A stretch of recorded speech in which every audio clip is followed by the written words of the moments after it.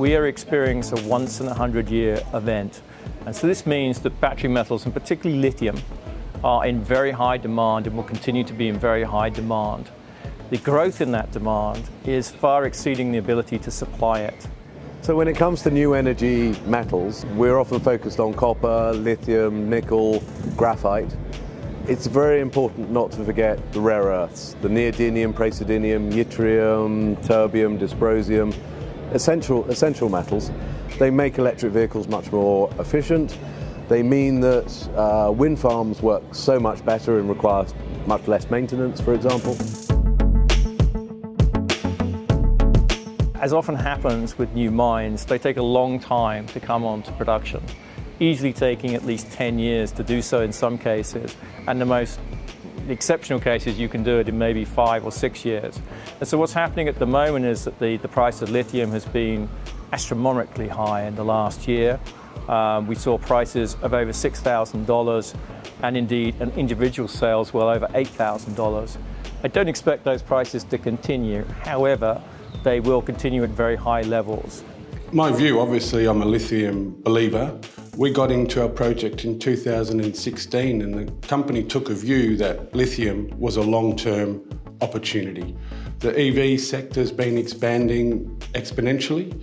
The price of lithium last year increased dramatically. Analyst consensus is it will come off. We think it probably will come off a bit. Supply should increase, but there's a long lag actually between project ready for development to production. There is a healthy pipeline of projects, but whether the various operators can execute, which involves a lot of different things, not just the engineering and the mine construction. You have to fund these things, right? And so I think the supply will probably take a bit longer than everybody expects. I think the demand is certainly there.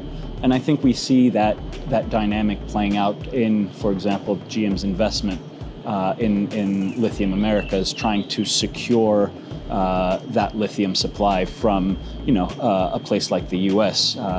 Lithium will come down to earth price-wise, but I think it'll take a bit of time and it will require a lot of supply to come online.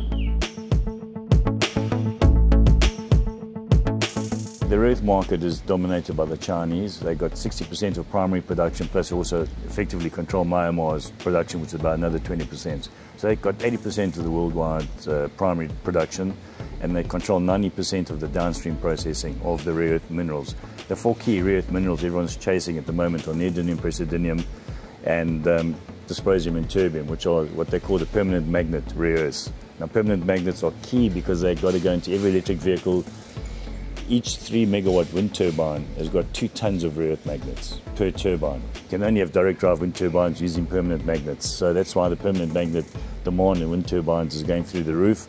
You saw the spike in rare earth prices last year in 2022, which is a result of a whole bunch of wind power being rolled out in China due to incentives in China. They had to get them out by a certain date, and that's what led to a spike in NdPr pricing because of the permanent magnets required for those wind turbines, which required the NdPr or neodymium praseodymium into those wind turbines.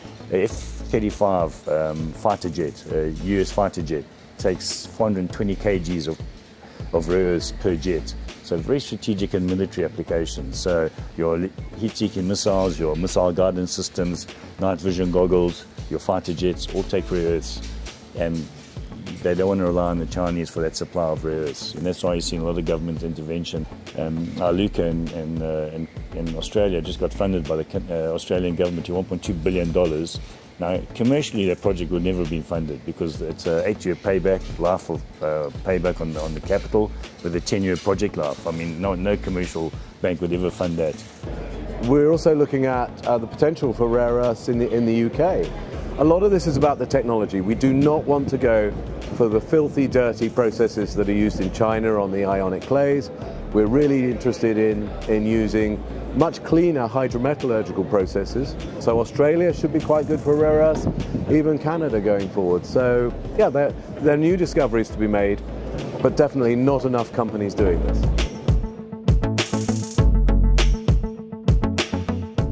Niobium is an element, but generally that element is found attached to tantalum, another element, That combination creates the mineral that we commonly call coltan.